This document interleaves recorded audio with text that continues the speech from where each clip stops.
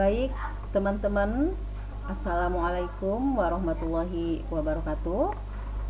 Sebelumnya, perkenankan pada pertemuan pertama ini saya akan membahas tentang sistem dan pola kegiatan dunia usaha.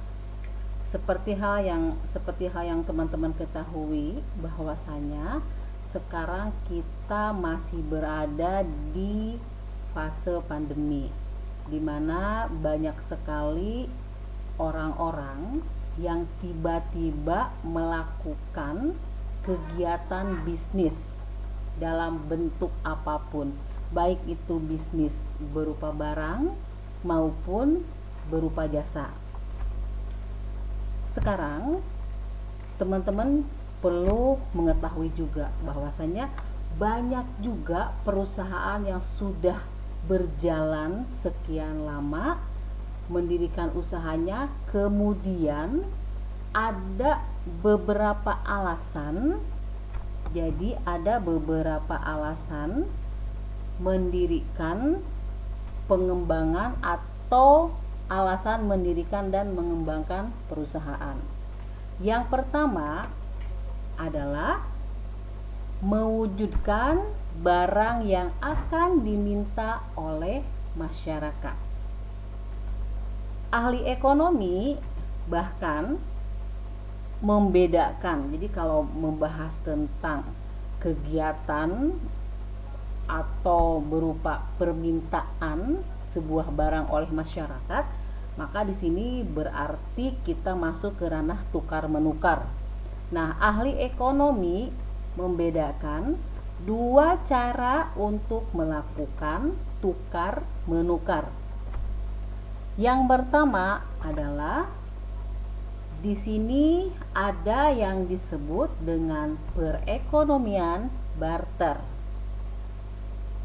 Kalau kita membahas perekonomian barter, berarti ini merupakan suatu perekonomian yang lumayan primitif, bisa dikatakan seperti itu. Kenapa primitif? Nah, di sini di mana uang tidak digunakan dalam kegiatan jual beli, tetapi barang yang dijual ditukar dengan barang lain. Nah, itu yang disebut dengan perekonomian barter. Kemudian ada lagi yang kedua adalah perekonomian uang. Jika membahas uang, semua orang pasti sudah paham, ya. Uang berarti di sini cenderung lebih kepada kegiatan jual beli tukar menukar dijalankan dengan menggunakan uang sebagai perantara. Di dalam dunia perekonomian, perdagangan uang ini berkembang lumayan pesat karena dibanding dengan barter ya. Nah, karena penggunaan uang lebih memudahkan dalam kegiatan perdagangan di mana dibanding dengan barter. Jadi uang itu lebih memudahkan. Contoh, misalkan teman-teman ingin membeli sebuah produk berupa gadget atau handphone dan menggunakan sejumlah uang untuk membelinya. Itu contoh untuk uang ya, dibanding dengan barter berarti kan harus barang ditukar dengan barang lain, mungkin sedikit menyulitkan untuk kalangan tertentu seperti itu ya. Baik, yang kedua di sini alasan mengembangkan perusahaan yang kedua adalah keinginan untuk memperoleh pendapatan atau keuntungan. Nah, berarti seperti teman-teman ketahui, kita secara logika ya, semua orang berlomba-lomba membuka sebuah perusahaan, kemudian mengembangkan perusahaan tersebut, pasti rata-rata money oriented ya, atau lebih cenderung kepada keinginan untuk memperoleh keuntungan.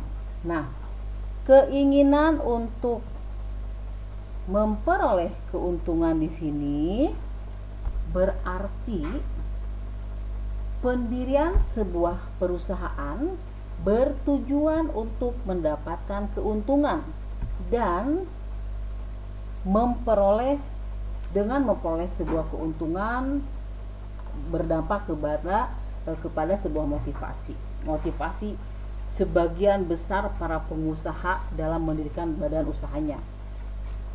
Jadi ketika orang sudah memperoleh sebuah keuntungan yang lumayan signifikan, maka perusahaan tersebut akan terus berinovasi, terus termotivasi untuk meningkatkan perkembangan perusahaannya untuk mendapat keuntungan yang lebih lagi, begitu ya.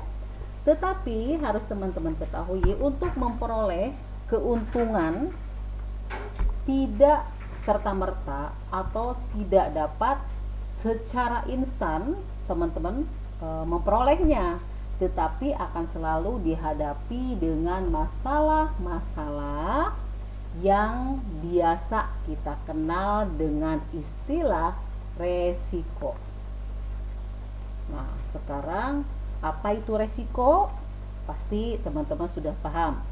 Jadi yang namanya resiko itu keadaan yang menekankan tentang kemungkinan akan terjadi peristiwa yang berbeda di masa yang akan datang, atau lebih kepada tidak sesuai yang diramalkan, tidak sesuai ekspektasi, seperti itu, yaitu yang disebut dengan resiko dalam menjalankan atau mengembangkan sebuah perusahaan. Baik, kemudian coba kita masuk ke faktor produksi. Di sini ada faktor produksi dan peranan pengusaha. Perlu teman-teman ketahui bahwasanya ketika kita mengembangkan atau membuat dan mengembangkan sebuah perusahaan, maka di situ ada faktor produksi yang harus teman-teman ketahui. Nah, di sini faktor produksi yang pertama adalah tanah dan kekayaan alam. Tanah merupakan unsur pokok yang digunakan untuk menghasilkan sebuah barang. Itu tanah, begitu ya. Baik, kemudian yang kedua adalah tenaga kerja. Tenaga kerja atau lebih kepada SDM, sumber daya manusia.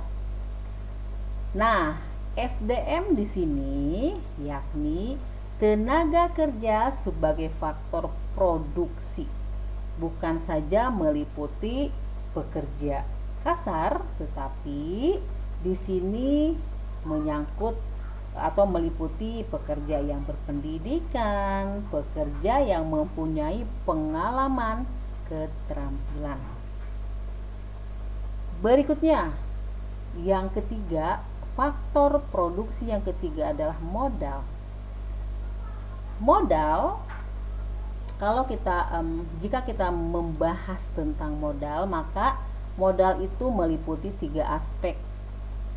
Aspek yang pertama adalah barang atau peralatan fisik yang digunakan untuk menghasilkan barang atau jasa. Kemudian dalam hal modal ya, aspek yang kedua adalah dana yang diinvestasikan dalam harta dan keuangan. Bisa berbentuk saham, obligasi. Yang ketiga, dana yang digunakan untuk membiayai kegiatan produksi. Itu yang disebut dengan modal. Baik, yang terakhir di sini ada kewirausahaan atau entrepreneurship. Nah, ini jika membahas tentang kewirausahaan, saya yakin teman-teman di sini saat ini sudah banyak yang mulai merambah ke dunia entrepreneurship atau berwirausaha. Apa itu kewirausahaan atau entrepreneurship, begitu ya? Jadi di sini merupakan kemampuan seseorang atau kemampuan seorang pengusaha dalam mendirikan, menjalankan dan mengembangkan suatu usaha tertentu. Itu yang disebut dengan kewirausahaan. Kemudian ada lagi fungsi. Nah, di sini ada fungsi fungsi entrepreneur ya. Nah, kalau membahas kewirausahaan, yang pertama adalah untuk mempersiapkan pendirian perusahaan, jenis usaha apa yang akan dijalankan. Kemudian fungsi entrepreneur yang kedua adalah menjalankan kegiatan usaha, itu selalu berusaha agar kegiatan perusahaan tersebut tetap terus memproduksi barang atau jasa sesuai dengan yang diharapkan, tentunya secara efektif dan efisien. Baik, berikutnya fungsi yang ketiga dari entrepreneur.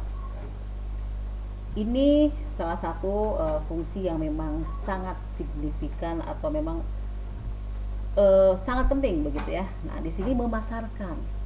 Berarti selain tadi mempersiapkan, menjalankan, kemudian ini memasarkan.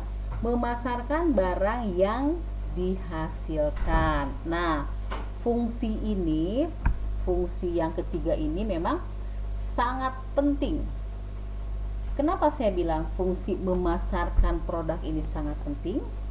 Karena perusahaan itu, teman-teman ya, tidak akan berjalan lama jika perusahaan tersebut tidak dapat memasarkan produknya. Itu yang disebut dengan fungsi entrepreneur. Baik, sekarang kita masuk ke sini dulu teman-teman ya. Peranan pengusaha tadi yang sudah dijelaskan ya untuk peranan pengusaha di sini. Nah, sekarang di sini ada perubahan peranan entrepreneur ya, atau di sini untuk peranan pengusaha itu adalah ada perekonomian global. Nah, kalau membahas perekonomian global berarti kan di sini sudah banyak sekali. Sebentar saya muter dulu ya. Nah, ini kalau membahas tentang peranan pengusaha di sini salah satunya adalah tentang perekonomian global. Berarti kan perubahan peranan yang entrepreneur tadi, kemudian di sini membahas tentang perekonomian global, berarti ada kemajuan sebuah perekonomian diikuti oleh kemajuan perusahaan-perusahaan. Semakin besar perusahaan, maka otomatis akan merubah corak kepemimpinan manajemen perusahaan. Seperti itu ya, teman-teman. Oke, baik, di sini ya tadi sudah ya fungsi tanah dan kekayaan alam, tempat untuk melakukan kegiatan ekonomi. Betul, di sini ada jalan, lokasi pabrik pasti memerlukan sebidang tanah. Kemudian bahan untuk memproduksi barang lain. Tanah dan air digunakan untuk menyuburkan tanaman. Seperti itu ya. Baik, sekarang coba kita masuk kepada sistem ekonomi dan perusahaan dan peranan perusahaan. Teman-teman sekalian, ya, teman-teman semuanya, di sini ada definisi sistem perekonomian. Nah, kalau membahas tentang sistem perekonomian, pasti teman-teman rata-rata sudah pada hatam atau sudah pada bisa begitu ya. Berarti di sini kalau membahas sistem perekonomian adalah bagaimana cara pengaturan ekonomi dalam suatu negara. Itu sistem perekonomian. Baik, berikutnya di sini ada 3 bentuk sistem ekonomi. Nah, 3 bentuk sistem ekonomi. pertama adalah ada sistem pasar bebas. Ini ya teman-teman ya, sistem pasar bebas. Membahas tentang sistem pasar bebas berarti di sini sistem pasar bebas konsumen, pembeli barang sangat penting peranannya dalam menentukan kegiatan ekonomi yang akan dilakukan dalam masyarakat, begitu ya.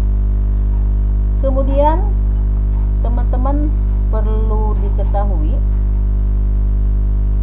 kira-kira ciri-ciri pasar bebas ini apa? Ciri-ciri pasar bebas yang pertama ya, ciri-ciri pasar bebas yang pertama adalah kegiatan ekonomi ditentukan oleh keinginan pasar. Jadi maksudnya adalah pengusaha itu dapat secara bebas merencanakan kegiatan yang ini ya, merencanakan kegiatan ekonomi yang ingin dilakukan bebas. Tetapi pada akhirnya pasar yang akan menentukan kegiatan setiap usaha. Jika pasar tersebut menerima, maka perusahaan akan berkembang. Tetapi sebaliknya, jika pasar tidak menerima, ada kemungkinan perusahaan tersebut akan sulit untuk melakukan pengembangan usahanya. Seperti itu. Baik, ciri-ciri yang kedua adalah kebebasan dalam memiliki harta. Ciri-ciri pasar bebas yang kedua adalah kebebasan dalam memiliki harta. Setiap individu itu bebas untuk mengumpulkan harta yang diperoleh dari menjalankan usahanya. Nah, sehingga di sini ada dorongan pasar akan menyebabkan orang bekerja lebih giat untuk sukses, yang akhirnya menyebabkan satu, meningkatnya kekayaan, mempercepat pertumbuhan ekonomi. Itu jika orang giat bekerja ya, jadi akan menyebabkan hartanya berlimpah, mempercepat pertumbuhan ekonomi juga. Baik, ciri-ciri yang ketiga, ciri-ciri pasar bebas yang ketiga, menggalakkan perkembangan teknologi dan pertumbuhan ekonomi. Nah, ini jadi teman-teman, sekarang kan tantangan, jadi sebuah tantangan menyebabkan para pengusaha ini harus melakukan inovasi dan meningkatkan efisiensi. Salah satunya adalah dengan mengembangkan teknologi. Walaupun memang dengan adanya perkembangan teknologi ini ada juga berdampak di hal-hal yang negatifnya. Misalkan dengan adanya teknologi ini akhirnya menyebabkan pengangguran menjadi meningkat. Contoh yang sepele, jika teman-teman naik bawa kendaraan masuk ke jalan tol, di situ teman-teman, ini contoh salah satu contoh saja ya. Di situ teman-teman sekarang sudah mulai menggunakan e-tol. Yang dulu setiap gardu tol itu ada SDM yang harus jaga. Dengan perkembangan teknologi semua sudah mulai praktis. Teman-teman tinggal tap jalan, tap go seperti itu ya. Nah, itu salah satu dalam hal pengembangan teknologi seperti itu. Baik, berikutnya adalah ciri-ciri pasar bebas yang berikutnya, keempat, adanya fluktuasi kegiatan ekonomi itu semakin besar. Jadi kegiatan ekonomi cenderung naik turun, tingkat ketidakstabilan suku, tingkat ketidakstabilan suku ya. Ketika perekonomian mengalami ekspansi, yaitu misalkan produksi naik dengan cepat,